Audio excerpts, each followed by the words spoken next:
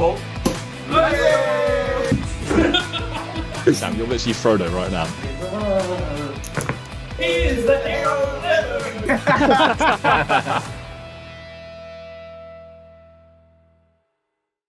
Hello everyone and welcome back to the Gollum's Gamers and to a new instalment of Talk at the Table, where in this series I'll be doing my very best to pick the brains of some of the very best players and minds in competitive MESBG to answer, I'm hoping, some of the burning questions that the community might have, which is why I'm joined today by the winner of the GBHL in the 2022 and 2019 seasons.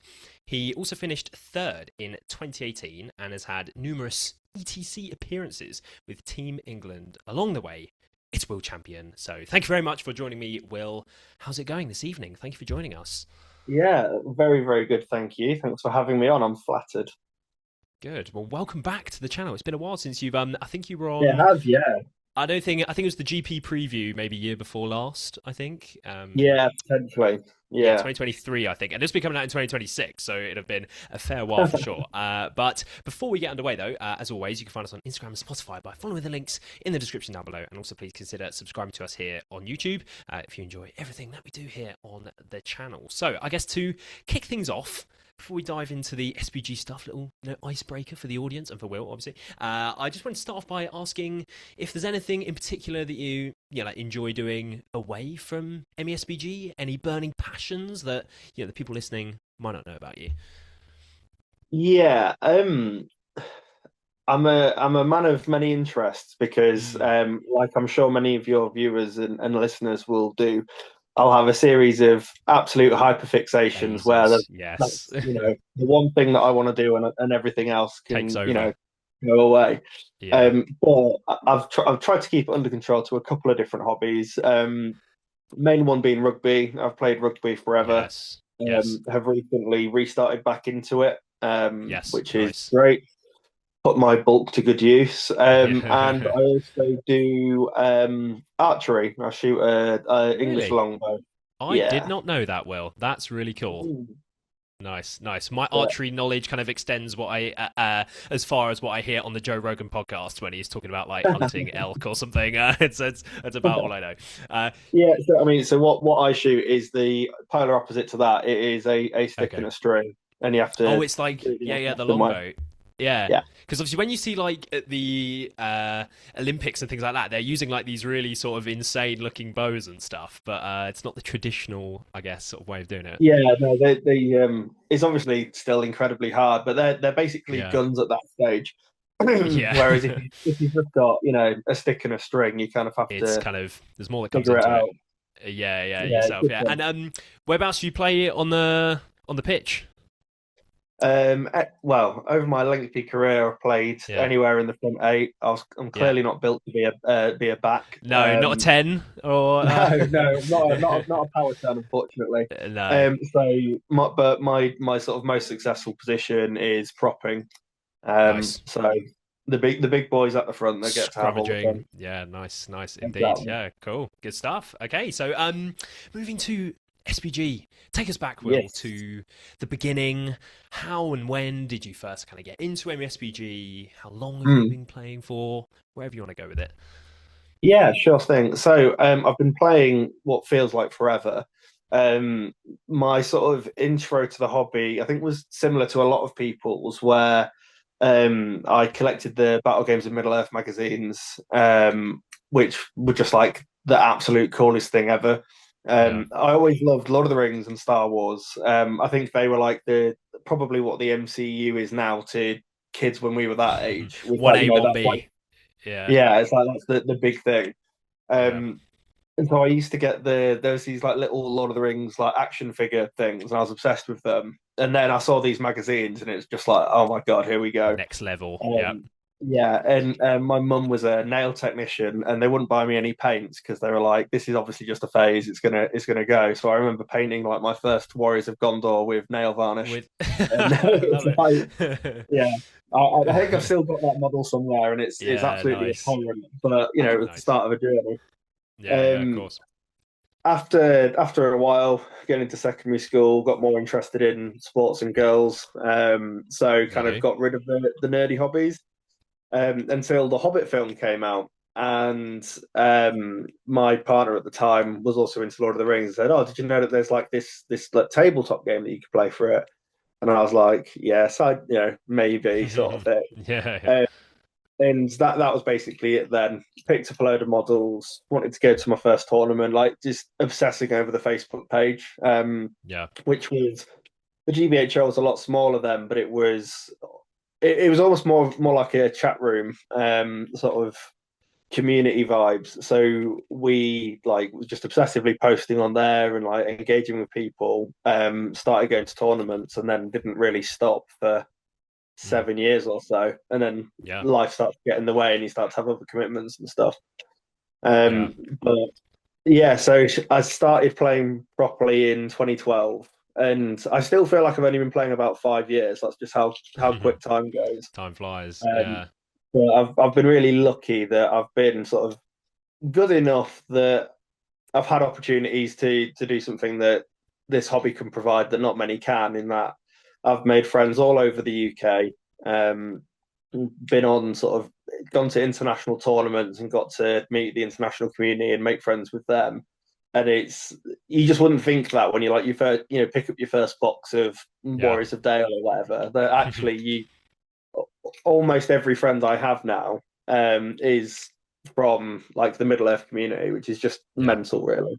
Really cool to see. Yeah, and obviously now you've moved into a phase where you're sort of helping to pioneer events somewhat in the international Yeah, space as well, which we'll come on to later. Which is obviously just really cool to see you sort of take that step to sort of try and lead that charge. Yeah, and like you say, you wouldn't have expected sort of entering the hobby.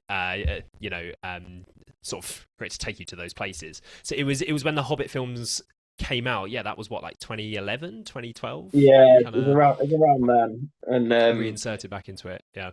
yeah, it helped that one of my mates was also like a closet nerd and had a load of the minis too. So me and my friend Nathan, we like went to our first tournament in Stockport, Yeah. and absolutely loved it. And then it was like, right, we're going to go to as many as we can. Yeah. Literally going up to Stirling, down to London, and we were living Mhm. in Yorkshire at the time, so it was basically a really long travel, no matter which way you went. Yeah, Um, going here, there, and everywhere. And obviously, yeah, did you grow up in Nottingham? I don't know if you've actually always lived no. there or. So I've actually only lived in Nottingham for 5 years. Oh, there you So go. Yeah. lived up in Ripon near Harrogate in North Oh, Yorkshire. Ripon. Yes, So nice. about 2 hours north of here. Sure. But that's kind of what built my. I didn't even really intend it to build anything, but we kind of thought we have to travel so far so far to go to a tournament. Yeah. Like we should, if we organize our own, then people will come here, and it'll be Mhm. at least like one a year that we don't have to travel to. And that was why we hosted our first tournament. And we had 24 people in the back of a pub, and that was like an absolute massive success back then. Yeah. Um, and then that kind of just built into me getting more experience doing that, which then led me to go work with Seven City doing their events and stuff. Mm. Which has then paid dividends, and we've been able to run loads of tournaments in the GBHL. So Yeah. I'm kind of exactly where I am, completely by accident. Um, Just from going to and tournaments and yeah. yeah, just going to tournaments, meeting people, and yeah, making connections. Yeah, and I'm sure you were part of the crew that were kind of in those pub rooms down in East Grinstead at some point in the Crown. Did you ever venture? Absolutely. Yes, Yeah, yes, my there's ends there. I missed out on that wave, which I'm very upset about. Been right on my doorstep. stories for every city. Yes, of course.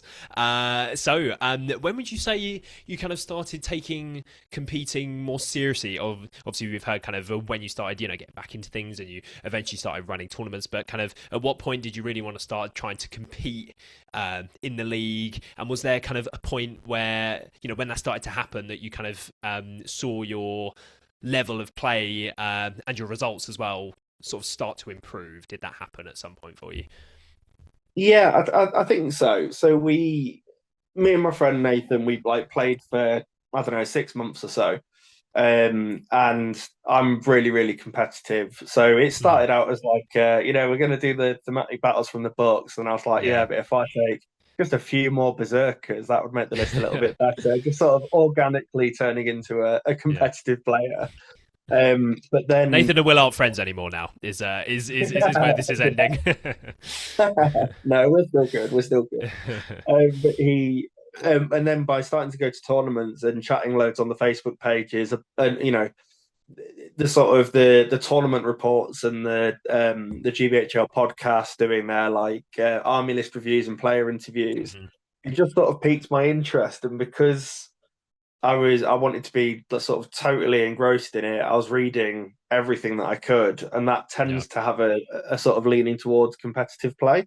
Of like, we took these lists, these are the reasons why, and I thought, sort of took that on board, and sort of I think naturally started tweaking my lists to sort of be better lists. Yeah. Like the first tournament I went to, this was granted 3 editions ago, so the game was a very different game. But like my list was Mauher, an Urukai Shaman, Birder, a couple of Spectres, a couple of Berserkers, and some Orcs. It's like absolute nonsense. Makes no sense whatsoever. And eventually, little tweaks, little changes, started to sort of have more competent lists, and then that meant I started doing better at tournaments. And I kind of the first, I can't remember what my first podium was, but I was like, I think it might have been Into the West, and I was just like absolutely amazed that I'd won something. And kind of while I am a competitive player and want to do well, I hadn't really even considered the possibility that I could actually like win a trophy or something like it. I just never had that expectation. But I think it sort of changed properly when I won my first tournament, which was Unnumbered Tears. And it was a brilliant tournament. And I had to play Chris Murphy back to back, game 6, game 7. And managed to do it, and got my first trophy and some amazing prizes, because Ed and Owen always have like a ludicrous prize pool. And that was like the first time. Yeah, it was the first time I'd been there for their tournament. I was just like, right, okay, this is awesome. And so then I ended up finishing 3rd in the league, and then as soon as that happened, I was like, right, okay, let's see what we can do. And it was kind of a sweet spot in that the work I was doing at the time meant that I could go to quite a lot of tournaments and had just enough money to waste going up and down the country, because back there I think it was 12 or so GBHL 100s a year. So like if you wanted to compete and you weren't Ed or Jay, who were just absolutely top of the food chain, I was starting to compete, you really had to travel. You had to give yourself as many shots as you could. And it all just kind of fell into place. The more tournaments you go to, the more experience you get, and you sort of learn your play style, and the rest is very, very minor history, I suppose. Yes. Well, Will, you've done my job for me. You're segueing perfectly there into my next question by mentioning your play style. Would you say kind of you might have some favorite types of models or armies to use, which might kind of help summarize your natural sort of play style, how you like to play SBG? Yeah. So one problem that I encountered, or development, I suppose, as I was starting to compete, was while I look at everybody else's lists and sort of what they're taking and what's considered to be good, I don't necessarily like to take what would now be known as like the meta list. I quite like doing a bit of creativity myself and sort of being a little bit more left field. And I'm not trying to be like a Middle-earth hipster. It was just at the time it was, Ed would take his all-mounted ring wraiths on Fell Beast, and Jay would always take his Lake Town. And I sort of, because of my obsessive nature of trying to collect everything and be able to play with everything, I was able to bounce around through quite a lot of different armies quite quickly. And it essentially let me be a bit more flexible with what my play style is, and sort of getting at least competent with quite a few different lists. And it was able to sort of keep the other people competing on their toes, because they didn't necessarily know what I was taking. But my first 2 competitive lists were Berserker Heavy Isengard and Galadrim Elves. And so they were sort of 2 very, very different play styles. The Galadrim had Radagast the Brown in it. It was very much a slow control list. And the Isengard is, completely aggressive, sort of doesn't really hold anything back. But I think the list that I'm best known for, or at least most prolific for, was last edition's Hunter Orcs. Mm. Um, and I took them to a lot of tournaments and got very good with them. And they had a really good stat line.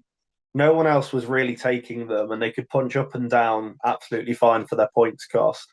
But Yeah. then because of the alliance matrix, you could also get a bit more tricksy with it, and you could get bats and goblin mercenaries and the Nazgul if you needed them to get spiders. It just meant that at any points level, you could always build something that then played really, really well into, is it like 11 out of the 12 scenarios at the time. Yeah. So that sort of became the main list that I was playing around with. Yeah. But I just really enjoy playing with all sorts of different lists and mixing it up. I've only got 3 armies at the moment, because I try to be disciplined, and essentially when I'm done with an army, I'll sell it Yeah, to you then pay sold for off some stuff, didn't you? Yeah. yeah, so then sell an army to pay for the next one, and it makes me spend ever so slightly less as a nerd. But no one's perfect. So one list I've got is Angmar, like the wolves of Angmar, lots of Oh werewolves. yes. Wolf pack. I've Yeah. got, yeah, I've got the usurpers of Edoras, which was the list that I've played for most of this year. Yeah. And I've now got my Isengard, which I took to Italy. So again, quite one sort of cheeky controlly army, one horde army, and one very, very small elite army. Yeah. I guess I just like to have options. Mm. Also, with the new edition being how it is, it's still very new. Everyone's still working out sort of what works. I know things like the Balrog are sitting pretty steady at the top, but I still think there's a lot of things to be discovered in this edition. Yeah. And I'm now at a point where I can't go to as many tournaments as I'd like to. I certainly can't go to enough to sort of really compete for the league again.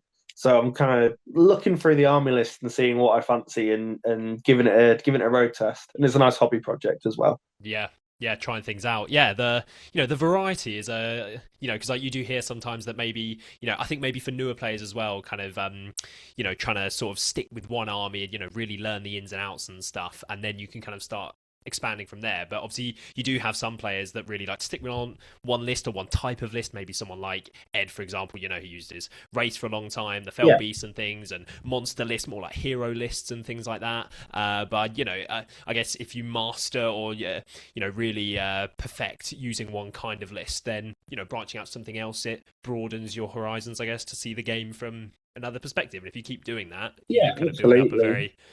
very big knowledge base very quickly, I'm sure. I don't even necessarily advocate my position on it. I think it's kind of twofold, because I see a lot of people, or have seen a lot of people over the years, that will jump into SBG because it's a really good game. That's why we all play it. Mm. But they'll get quite obsessive over trying to compete or become like play better. And so it just starts like a nuclear arms race where they just end up buying everything for everything. And then they eventually burn out and are not interested anymore, and it's kind of ruined it for them. So one thing I do always say when I'm talking to people about like trying to get better at this game, I do sort of advocate for pick a list and play 100 games with it. Yeah. And that seems like a lot. It seems crazy, but it's if you really wanted to compete in the league and you've got a good bunch of mates that are traveling to lots of tournaments, you can do that in under a year, and you will probably be one of the best players in the country with that list, Mm. because you learn its intricacies. You have enough variety in most of the lists that you can make tweaks and improvements to suit your play style. And by the end of that, like you'll have a really good foundation for that sort of list. Now we've got more scenarios, so that kind of makes things a little bit more difficult in some senses. I guess compared to the start of the edition where there was only six, that really shaped the meta in some ways. Or obviously now it's really kind of 100%, yeah. And blown also, things open. I think playing 100 games with those 6 scenarios would be soul crushing. It would. But with 24, it means that you obviously stats don't work how you want them to, but you're going to play each one 4 times, Yeah. and then a couple of extras, either way. And that also means that you're going to play against a huge amount of different lists over that time, and different lists of different scenarios. Yeah. So, like, you really will know how your army's supposed to work and how you How need it to works. respond to what you're playing Yeah, against. yeah, for Because sure. so I've played in 5 tournaments this year, which is obviously very low for someone who still, at least aspires to be competitive. Yeah, But there's still like 6 scenarios that I just haven't played yet. no. And you really need to get that out of the way. If you're Yeah. wanting to be a competitive player, you need to learn it all. Yeah, even once you've played them once, it gives you like a big sort of level up Yeah, because you at least roughly absolutely. know how it works. Yeah. Mm. So let's say you're going to like a really big tournament into the West, something like that. What would your preparation maybe look like, kind of in the lead up to the event, with list building? How do you go about picking a list? Kind of how far ahead do you look in the run up to a tournament? Obviously, I'm sure that's changed. When you go to tournaments now compared to how it was when you used to. But Yeah, yeah, I'll answer as a competitive player because these are the habits that I guess gave me the success. yeah, Um, the first thing is the easiest thing. Actually, read the rules pack, because so many people don't. And one of the greatest things about the GBHL is there's a lot of very creative TOs that like to put interesting twists on the game to keep it fresh and interesting, and give yeah, those tournaments an identity. And a lot of people just don't pay attention to that, don't necessarily lean into it for its advantages. mm, So always read the rules pack is the first thing. always, Then you have to keep half an eye on the meta because you can objectively think that a list is really good. You're like, oh, do you know what? The Fields of Celebrant, I really like what it does. I think that you could build a really tough list with it. But that doesn't yeah, matter if like everyone's just running the Balrog and you have no way of dealing with it. So like no. you have to keep some attention to what everyone else is actually taking that's successful. Need to be watching channels Um, like the Gollum's Gamers for recaps exactly. on what's doing well and such. Yes. Get all the content you can, to figure out sort of how you're best placed, and take it from there. Yeah. As a play style for me, I generally stay away from like all hero or low model count armies. More specifically, I don't like to pay huge amounts of points for big expensive heroes, Mm, because I think you very rarely get your money's worth out of them. Um, fair. that's changed slightly now with obviously monster heroes being the best thing in the game. Yeah. But generally speaking, I'm like tend to stay away from that. So Mm, one of the big things that I normally look for when I'm building a list is the model count. yeah. And I've got a kind of a vague metric of what I want my model count to be at every points level, because almost every scenario you need things in places, Mm, and you need to be able to have a list that can be on all of the objectives it needs to and still sort of actually work as an army that needs to fight. yeah. Which is why I think things like the Hunter Orcs I always really favoured, because they were really cheap, but also one for one they can fight most things, and so you could. But it also didn't affect your line whatsoever because it was just a rabble of them. That if five Yeah. or six were off doing things, like no one would even notice really. Yeah. So the main thing for me is, after I've checked the rules pack and sort of had a look at the meta of what people are looking to take, it's finding something that would work against those things with the Mm, highest model count possible. sure. And generally speaking, at least for my playstyle or in my experience, you can't really go far wrong with that sort of system. Yeah. You've got your eye on the hazards, you've got your eye on the fuel tank. You can go on your road trip basically. Yeah. Yeah. You're sort of trying Like for to. me, Go on. Go on. just for me, it really is that simple. And Yeah. then, but obviously, you also want your list to be inspiring. You want it to be something that you actually enjoy using. You enjoy. Like there's countless stories of people that have wanting to play competitively. They've gone to a tournament with like an absolute sweatbox list that they've built off the internet, and then they've just absolutely hated using it because it's boring. Yeah. So you still have to make sure that you're actually going to enjoy using it. Yeah, and I've heard Um, the argument sort of, lots of times where if you don't enjoy using it, you're going to turn up and you're just going to naturally not be as excited to play, as yeah, sort of locked 100%. in, and like, you want to be having fun at the end of the day. You can Yeah, do that while also playing competitively. I think sometimes, some people think that the two can't coexist, but I think they can for sure. It's just playing the right thing that you enjoy that you can do yeah, while being competitive. absolutely. I'm a massive advocate of that because that's kind of always how I've done it. Yeah. Um, I've always taken sort of weird and wacky things, because that I get the enjoyment from building things that people aren't necessarily expecting, or Mm. just something a bit from left field. And then if it goes terribly wrong, don't get me wrong, I don't love losing games, but the enjoyment of sort of trying to do something a little bit different was Mm. always really satisfying for me. Yeah. And that should be the way. And I think that, like, I had a lot of frustrations with the game at the start of the year, and I'm enjoying it significantly more now. I think Mm. it's at the moment in a really, really good spot.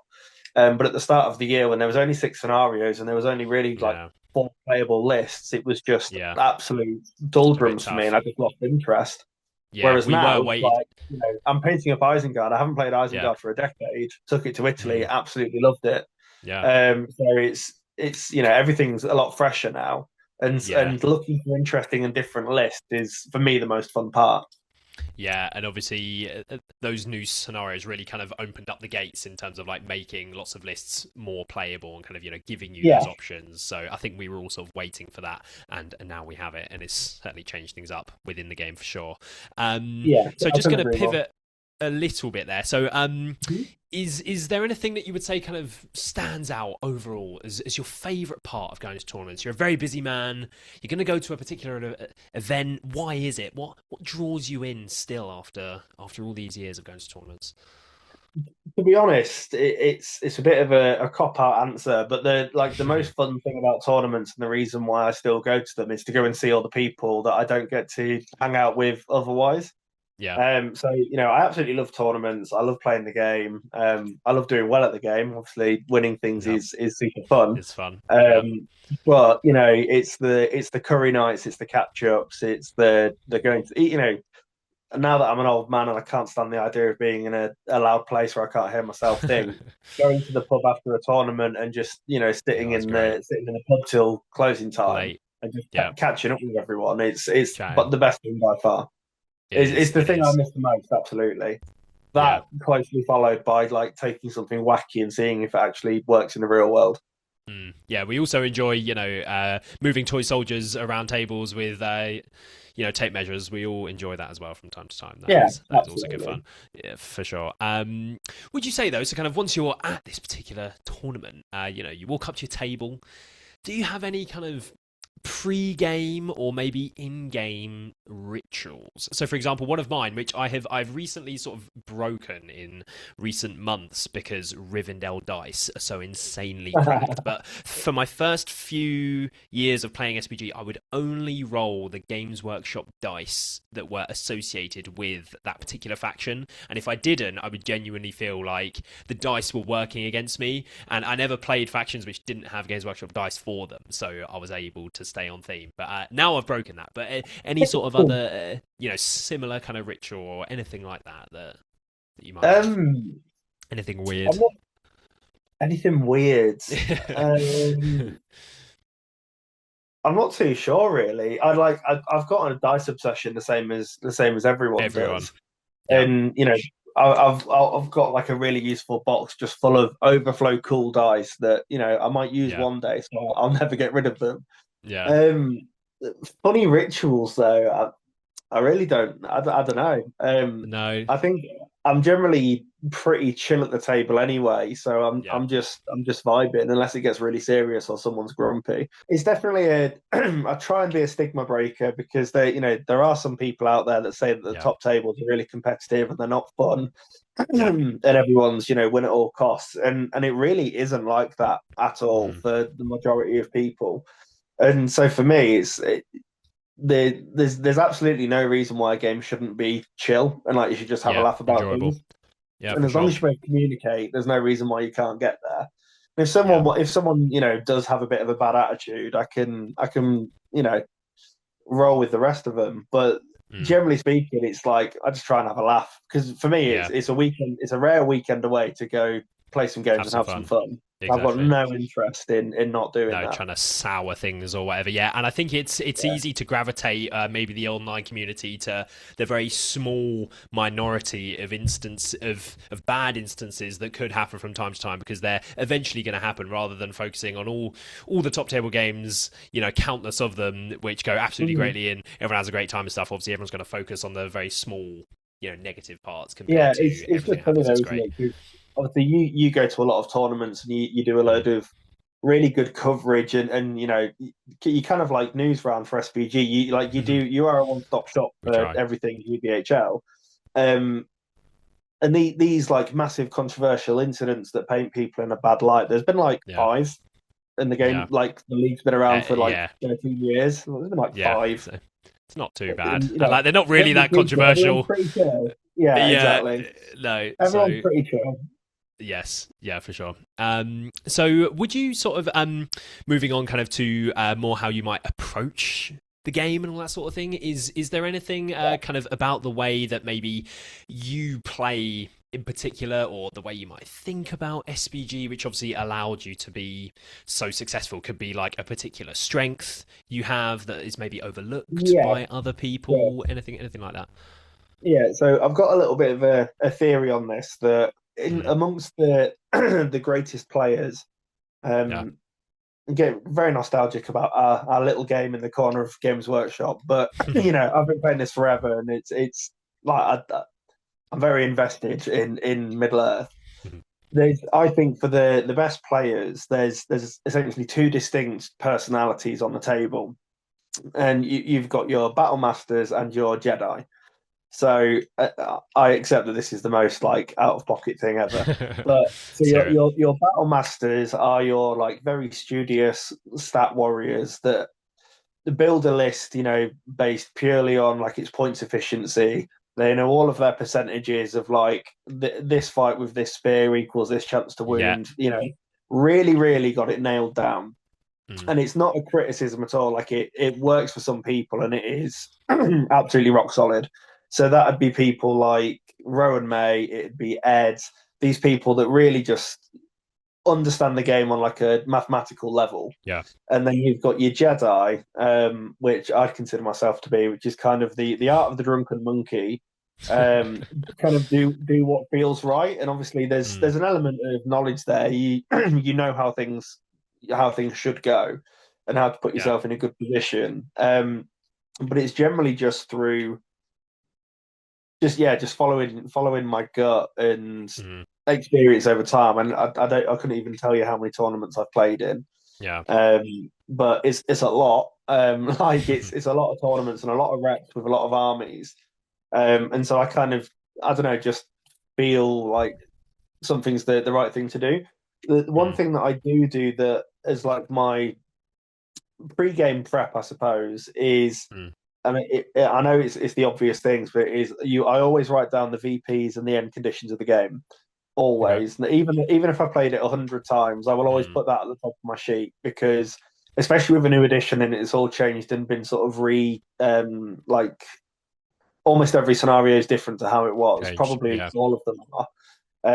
So I need to remember, but like the amount of games I've had where there's been some sort of disagreement about like the end conditions of the game, and when Mm, you're at the end of the round, it's too late to sort of yeah. fix that.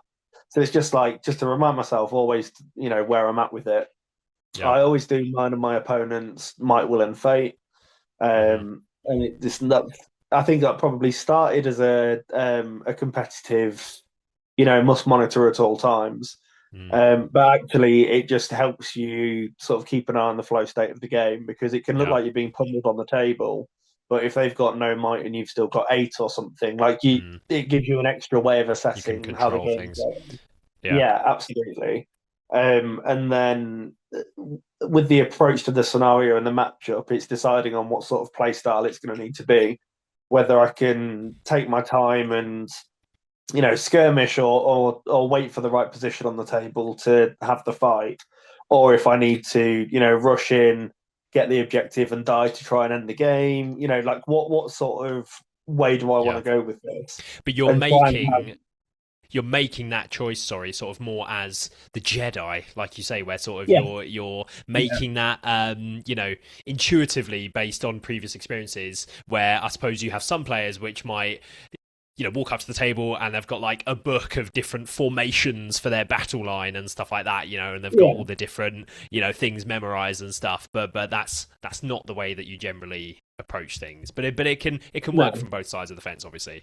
Oh, I mean, it definitely does. I've been absolutely destroyed by many a battle master over the years.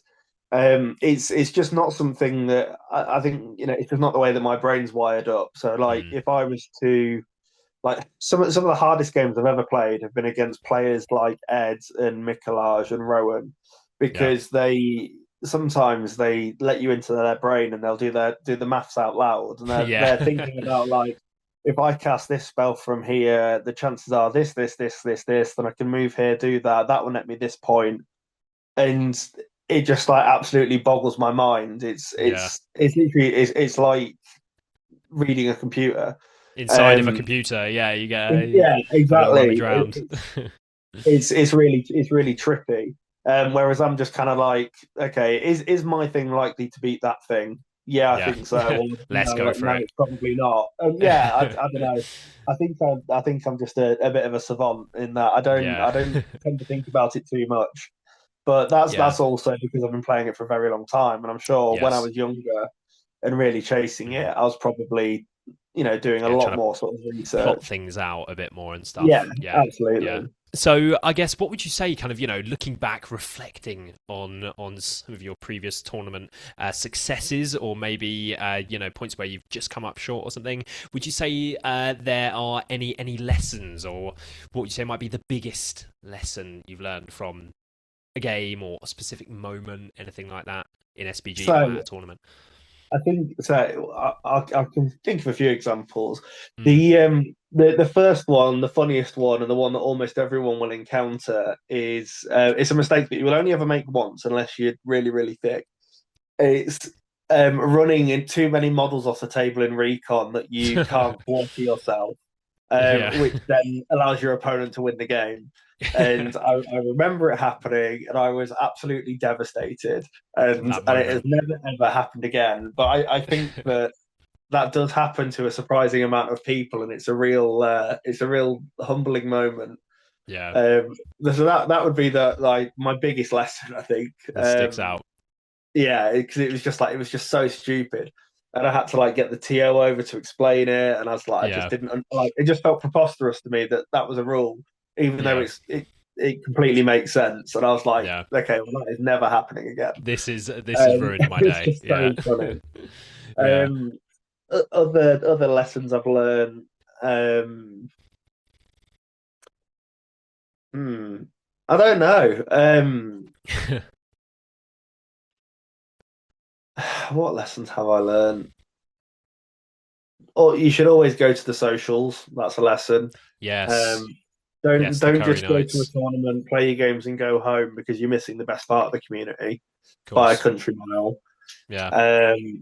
And don't sweat the small stuff either. So obviously we've played games, and I think, I'd hope that you would agree. The days of did that model move 6 inches? And, just like I forgot to call this thing. Do you mind? No, sorry, it's too late. You've let go of that model. All that sort of stuff. Yeah, that stuff. It just doesn't matter. No. And one thing I'll always say to my opponents at the start of the game is essentially just explain to me what you're doing when you're doing it, and we'll make sure that can happen. And then it's super easy. Yeah.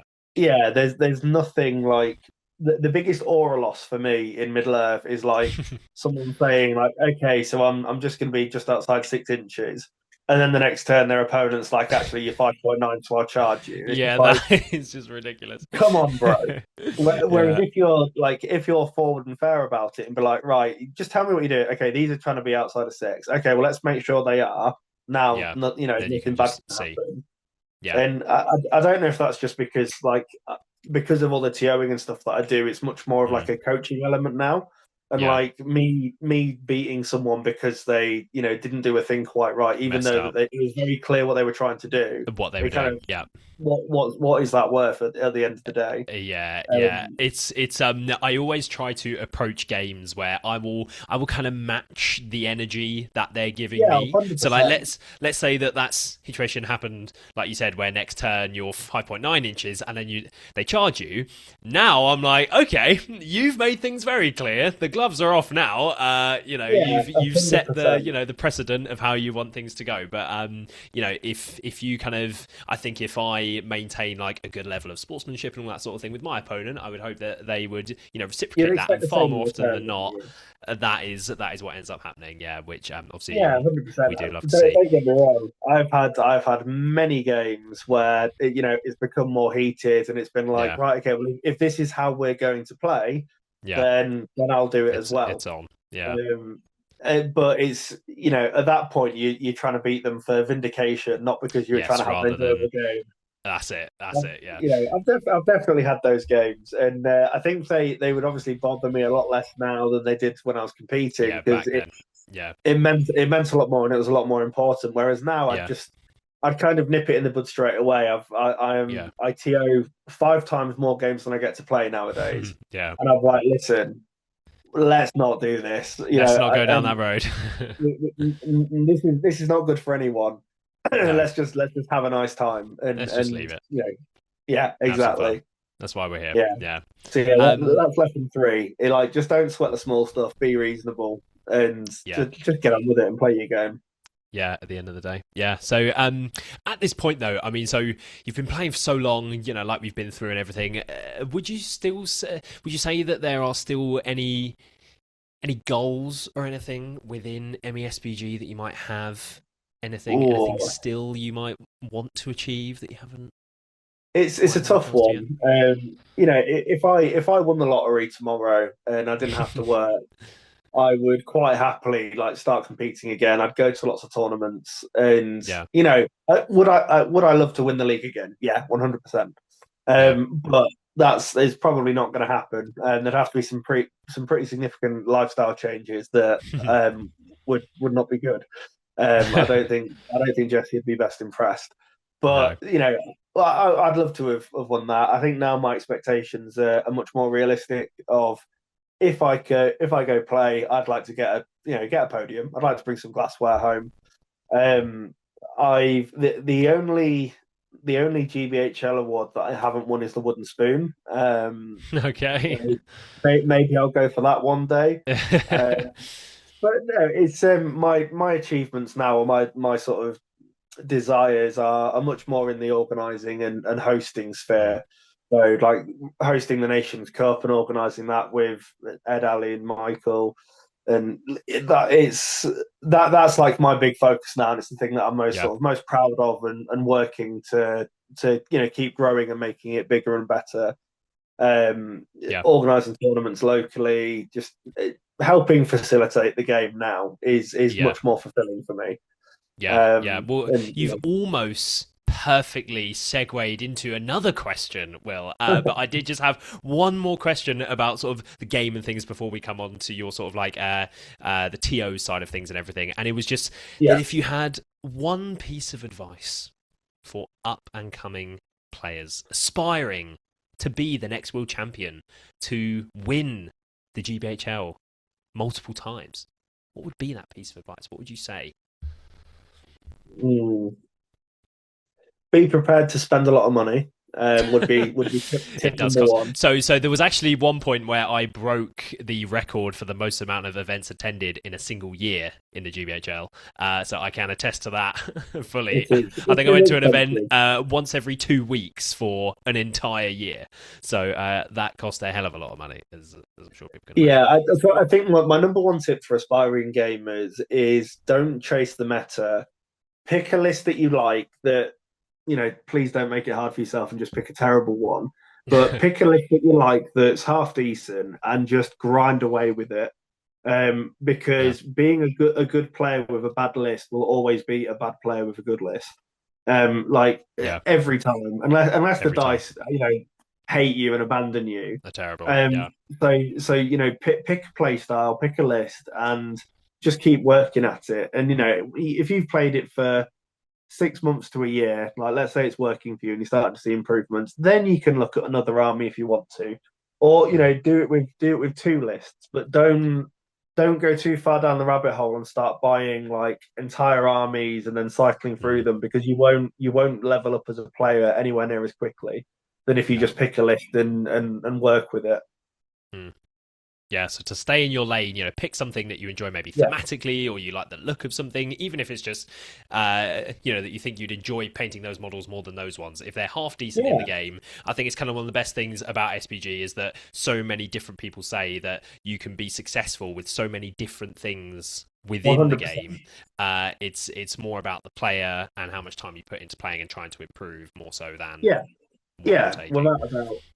It's even if it's just as far as like a play style, it's like, right, okay, I'm only interested in playing really fast skirmishing armies. Okay, well that's fine. We'll just play in that lane. Don't then try an all hero list because you want to also do that. Yeah, after a month or something. Or like 1 or 2 tournaments, and then like, right, I'm trying something else because someone beat me with usurpers, so now I'm going to buy 100. Try it all. It just doesn't work that way for so many people. Pick a list and just grind away with it. Yeah, I hope too many people haven't gone out and spam bought, packs of Crabane after seeing recent, episodes of MESBG Monthly and stuff, hoping that they can jump on the Crabane meta. It's not always that easy. Although Crabane are super good. Anyway, moving on. Lots of people watching right now might not know about all things Seventh City to do with Will. There's a whole other side. So could you explain sort of exactly what you get up to with Seventh City, how it all came about, and all that sort of stuff? Yeah, of course. So Seventh City was founded by 2 mates that started selling Magic cards and Pokemon cards, and that went really, really well, and they ended up getting a brick and mortar store in Nottingham, and that coincided really nicely with me deciding that I hated being in the police and wanted to do a fun job. So I moved down to Nottingham and started working with them, doing all sorts of bits and bobs, but also organising their tournaments for them. And essentially Seventh City now, it's still in its little shop in Nottingham. We buy and sell all sorts of nerdy delights. So armies, cards. We run tournaments. We go all over the country to Comic Cons and things like that, and card shows. And we also stream on eBay Live, doing live auctions, and I do the Warhammer auctions. So you can also pick up like Bargain Warhammer on the internet and listen to me talk about nerdy things. And it is the best job ever because I just get to play Warhammer all day. Being engrossed within everything to do with the hobby, and obviously you spend a lot of time kind of running the tournaments, like you say, for Seventh City. That is a lot of way, takes up your time now. I've been to many Seventh City tournaments. It was actually my first GBHL 100 was actually the Gates of Gondolin at Seventh City. It was the first time I went up north for a tournament. I'd only been to one sort of more down south, and I drove up with my partner, and she kind of hung out in Nottingham for the weekend, sort of while I was off during the day playing toys all day, which was great fun. But obviously now you've kind of moved into running international tournaments, as we alluded to earlier, in the Nations Cup, which is obviously a very, very large international tournament. Could you touch on kind of what got you into running that, and then kind of more specifically, kind of if you had any advice? I guess this is more generally speaking, but kind of advice for other TOs looking to run tournaments, like what might make up a successful tournament, all those sorts of things.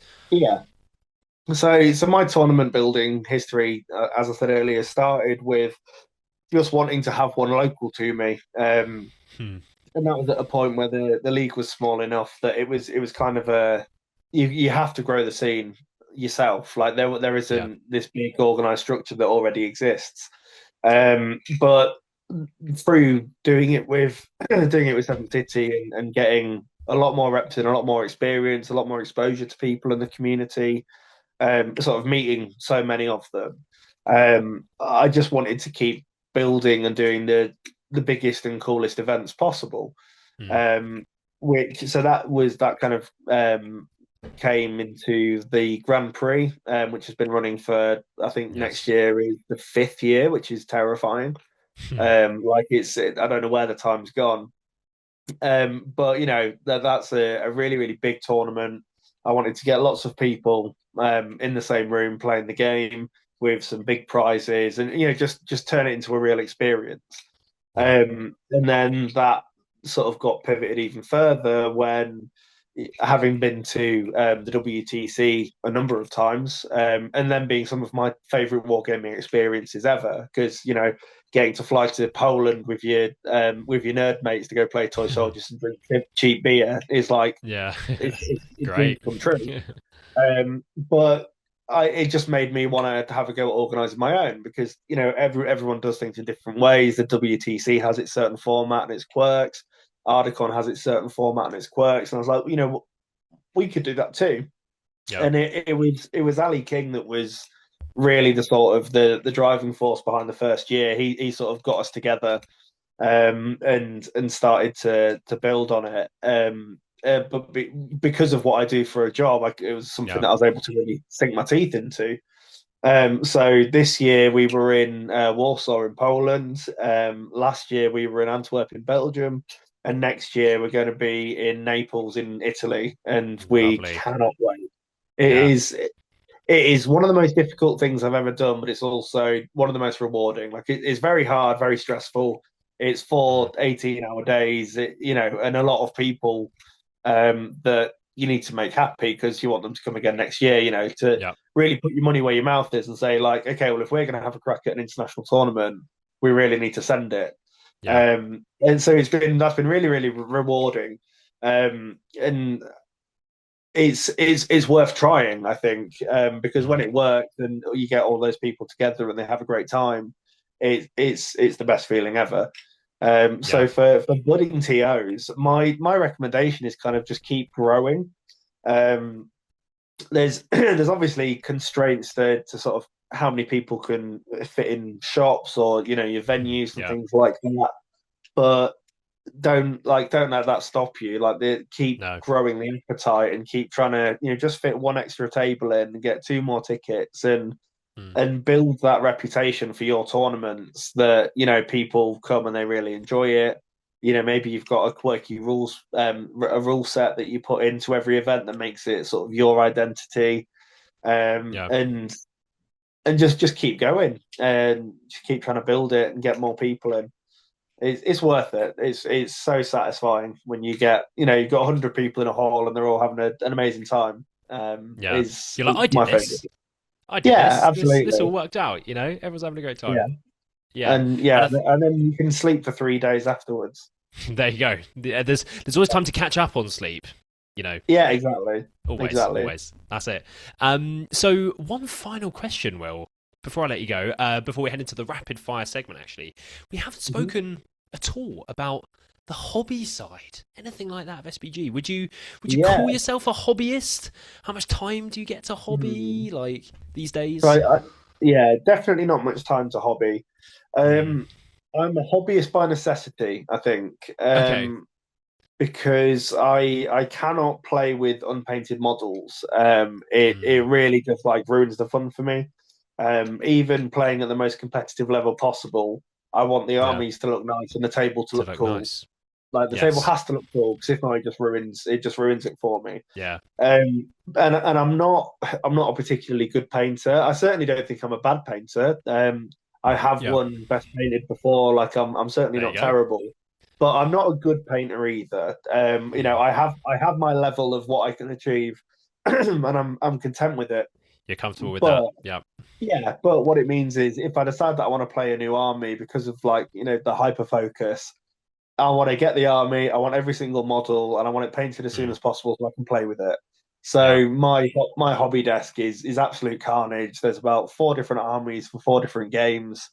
But it's a case of, like, get it painted, get it in the cabinet, and then it's ready to rock and roll Then it's whenever you ready. use it.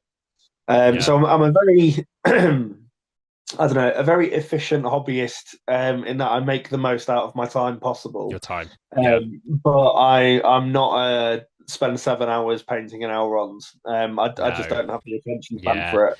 Yeah, I have done that before. Like, I spent a long time painting my Razgouge. Is probably the best painted model I Mm. have. I don't know why it's Razgouge. I think the Forge World models, they do a lot of like the painting for you to a certain extent, just because the Yeah. models are so Well, much they're just nicer really clean, aren't they? Yeah. than the older sculpts. Yeah, but yeah, now I'm sort of at the point where I need to get things painted as quickly as possible so I can play them. Mm. Contrast and things like that. Batch painting. Like, I'm currently finishing batch painting 40 Warriors of Arnor, which with those metal God. sculpts, you can imagine the fun I've had with that. Yeah, that's I'm pretty almost cool. done. I've done like some snow bases on them, which I've never done before, to try and like give me a little Mm. treat at the end to, sort of for the slog that Yeah. I've gone through to get there. But that hasn't been very enjoyable. And Arnor as well kind of isn't the most enjoyable army to use to some people. It's a real So, grind, isn't it? Yeah. that's it. Yeah. So, but no, I've had some fun doing that for sure. So, okay, Yeah. I guess we're going to close things out here, Will, with a quick rapid fire segment. So I'm just going to fire out some short MESBG, Lord of the Rings related questions. Nothing too serious, so just whatever comes to mind, just chuck out there. Okay, so first of all, 1 day or 2 day events? 2 day. 2 day. Should Yeah. you mount? Hands down. Should you mount or not mount your heroes? Only mount a hero if it has 3 attacks. 3 attacks, interesting. So no 2 attacks, baseline 3 on the charge. No Not worth it. Hurin, Argadir. Hurin might be a little bit of a corner case, but like someone like Argadir is like, are you going to get that much out of him? So yeah, you're probably not going to get much out of him, but in an army like Arnor, you've got 20 points to spare. Yeah, So like true in that case. Yeah, In my Isengard, Saruman is not worth putting on the horse because that's a better so example. that's Yeah, kind of where I draw my line. The force multiplier of going from 3 attacks to 4 is much better than 2 to 3. 2 to 3. So Yeah, yeah, so and for 20 if points you now as well. yeah for 20 points, if you've not got 3 attacks, you're walking in my You're not going to army. get much out of it. Yeah. Biggest tournament essential? A reliable widget. Yes, love it. They Nice. can save you so much hassle. Yes, A good always. widget is what you need. So many uses. Yeah. Best model in the game? Profile or model? As in, like, yeah, profile. Yeah, in the game. Like, what is the Profile. best model? Yeah, Grima. Grima. Yep. Best sculpt in the game. So, like, Okay, that's harder. what? Best sculpt. This isn't a very rapid fire round. I do apologize. No, we're fine. We're fine. I think to be honest, the new Shelob that has just been That shown on was Warframe super nice. Yeah, I is was a big fan of that. unbelievable. That was So really it could well nice. be that. Yeah, That could well be love that. it. Monsters, nice.